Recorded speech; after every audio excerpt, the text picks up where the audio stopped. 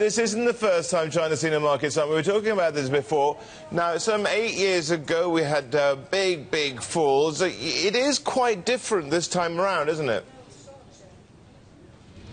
That's right, Rish. So 2007, 2008, we saw a significantly larger correction on China's markets, the Shanghai Composite falling from close to 6,000 to below 2,000. There's a couple of differences this time round, though, a couple of reasons we might be slightly more concerned. Firstly, back then, leverage wasn't a big factor in the market. This time, leverage is a big factor.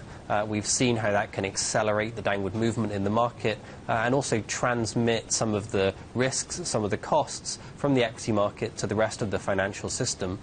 The second difference is really the state of the real economy.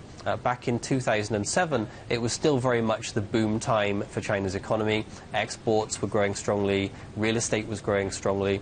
And so even though the equity market corrected significantly, the real economy was really resilient to that.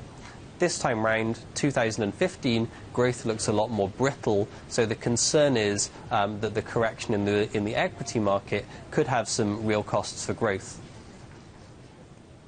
Yeah, absolutely. The wider economy is in focus. Well, some people have really suggested, nah, it's not going to make a big difference. Others are suggesting with the, well, margin financing, this could actually really hit people in the pocket. Yeah, I think that's right. I mean, obviously, the markets are down from their peak, but if you invested using margin finance, then the impact of that drop on your personal finances is going to be redoubled. The concern then is that the fall in the markets is going to take a toll on household wealth. It's going to dent consumer confidence, and we'll then see that passing through to lower spending at the shops.